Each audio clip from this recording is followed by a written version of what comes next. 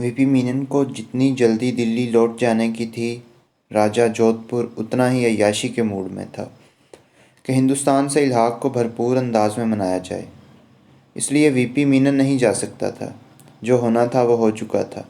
اب نئی زندگی کا آغاز جشن سے کیا جائے۔ اتنی دیر میں راجہ نے ایک اور فرمائش کی کہ اب روسٹ گوشت پیش کیا جائے، اور ساتھ ہی رقاصاؤں کو حکم دیا کہ وہ رقص پیش کریں۔ پھر حکم ہوا کہ کوئی جادوگر وہاں جادو سے مہمانوں کو محظوظ کرے۔ وی پی مینن گوشت نہیں کھا سکتا تھا۔ اس کے مذہب میں گوشت کھانا حرام تھا۔ اب یہ بات وہ راجہ کو کیسے سمجھا سکتا تھا؟ اور یوں وہ کام شروع ہوا جس کی وہ توقع نہیں کر رہا تھا۔ اصل ڈراؤنا خواب اب شروع ہو رہا تھا۔ راجہ کو اچانک لگا کہ موسیقی کی آواز بہت تیز ہے۔ اس نے غصے اور مدہوشی کے عالم میں اپنی روایتی پگڑی سر سے اتار کر زمین پر پھینک دی۔ ساتھ ہی راجہ نے حکم صادر کیا کہ بس، بہت ہو چکا، پارٹی ختم۔ رقاصاؤں کو حکم ہوا کہ وہ فوراً وہاں سے چلے جائیں، اور اسی حالت میں راجہ نے اعلان کیا کہ وہ وی پی مینن کو خود اپنے پرائیویٹ جہاز پر دلی چھوڑ کر آئے گا۔ یہ سن کر وی پی مینن کے ہاتھوں کے طوطے اڑ گئے۔ اب اس حالت میں راجہ خود جہاز اڑائے گا۔ وہی ہوا کہ راجہ کا حکم تھا۔ جیسے تیسے راجہ نے جہاز اڑایا۔ راستے میں اس نے کئی کرتب بھی دکھائے تاکہ وی پی مینن کو اپنی مہارت سے متاثر کر سکے۔ اس جہاز میں سوار تمام مسافروں کا جو حشر ہو رہا تھا وہ بیان کرنے کے قابل نہیں کہ کیسے یہ مدہوش راجہ انہیں دلی تک لے کے جائے گا۔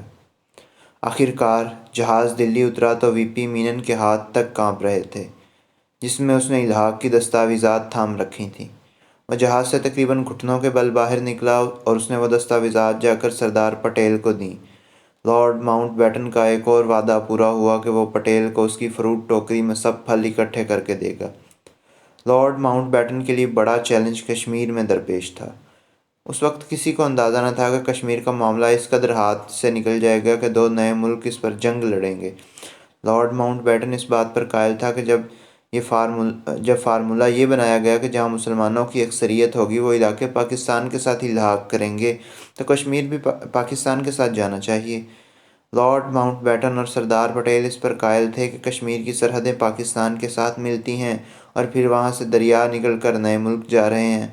اوپر سے اکثریت مسلمان ہے، لہٰذا عقل اور سمجھ کا بھی یہی تقاضا ہے کہ کشمیر کو پاکستان کے ساتھ جانا چاہیے۔ لیکن اب اس معاملے میں ایک بڑا مسئلہ پیدا ہو گیا کہ کشمیر کا راجہ ہری سنگھ بار بار یاد دہانی کے باوجود فیصلہ نہیں کر رہا تھا۔ راجہ کی کوشش تھی کہ آخری وقت تک اس الحاق کو ٹالا جائے اور وہ ایک آزاد ریاست کے طور پر قائم رہے۔ راجہ اس وقت ہندوستان اور پاکستان دونوں سے ملنے کے موڈ میں نہیں تھا۔ اب سوال یہ تھا کہ کشمیر جو مسلمان اکثریتی علاقہ تھا اور جس پر مغل حکومت کرتے رہے تھے، وہ ایک سکھ راجے کے ہاتھ میں کیسے لگ گیا؟ اس علاقے کی دلچسپ تاریخ ہے۔